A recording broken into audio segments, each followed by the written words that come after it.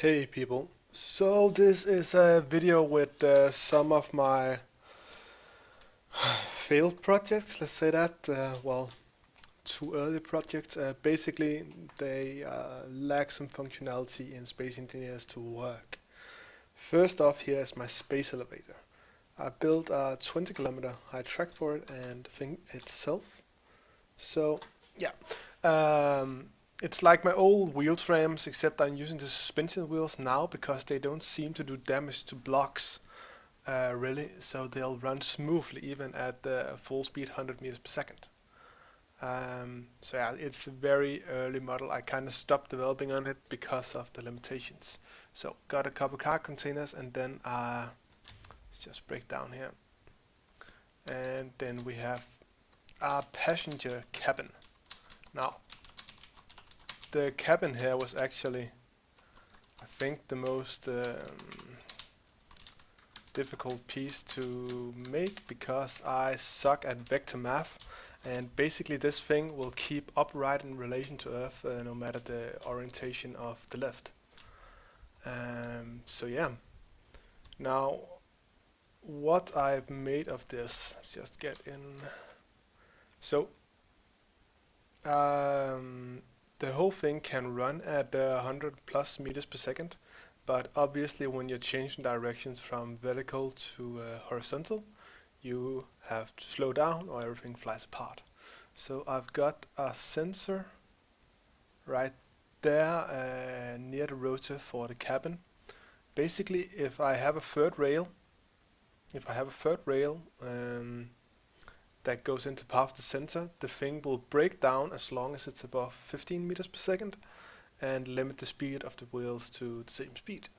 And yeah, that is basically what I've made on this. That is, well, special, novel, I don't know. So we have the self-operating cabin and auto braking system when it reaches third rail. And yeah, I'm just gonna speed the time up a bit until we reach the bottom.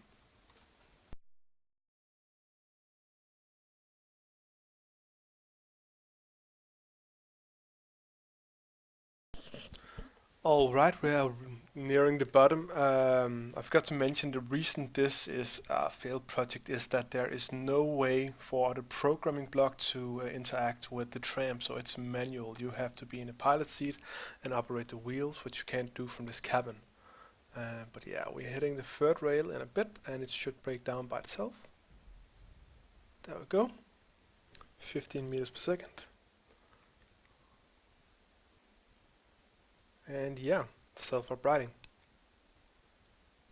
So, and yeah, I can't control the vehicle from here, so we're gonna have to pop out and go back up.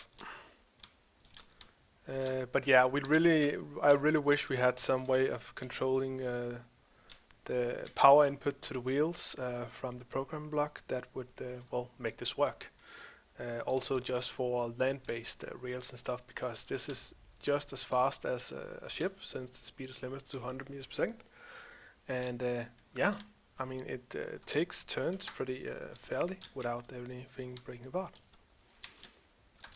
Oh, there we go. So yeah, the idea was, as I said, a passenger tram with some cargo capacity, a little vehicle for loading up, and it go out to a space station and, well, back down. Could also make it running across land through tunnels, up and down mountains, whatever. Anywho, next up is, yeah, I'm gonna do this one first. So I really like stuff driving like tanks, and that is the idea here.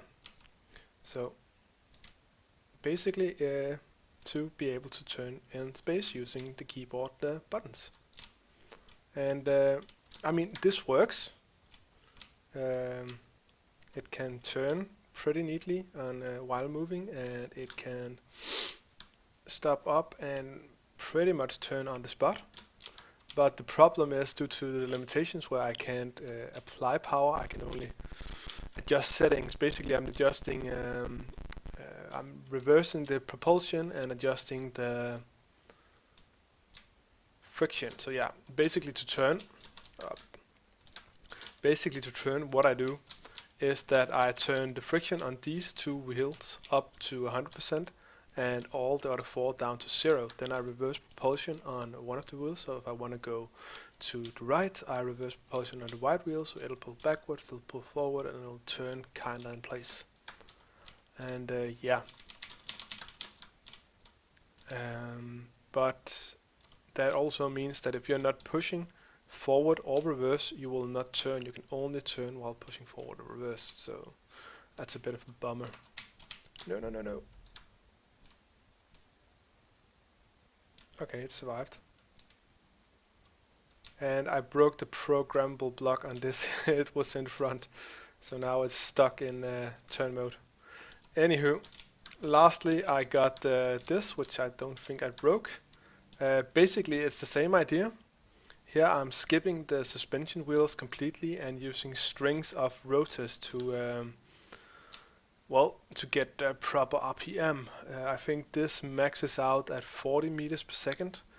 But since I'm using regular wheels, I can't adjust the friction, and they are not indestructible, kind of like normal wheels. So at about 30-35 meters per second, the wheels would explode. And the idea was also to make the suspension, as you can see down at the taskbar, we got some rotors where some kilonewtons are fluctuating. That is basically it, dynamically adjusting the resistance of each of the suspensions. So it's exponential. So the further it gets from the top position, which is up here, the further it gets from that, the more force is applied exponentially. And yeah, this is what I wanted to do with the other one, being able to turn in place and go and turn pretty neatly as I go as well, but it's not really possible at the moment, at least. And this vehicle it's practically useless because the friction is so low. You can see it's sliding at 5-10 meters per second. It will not be able to go uphill, and yeah, it's just no es bueno. And yeah, so yeah, that was my failed well, yeah, my failed little projects. If you want this save or any of the files, say so. I'm not gonna post this to workshop because it's so unfinished. It's not really useful for anything other than experimentation. Yeah. Anywho, thank you for watching, and see ya.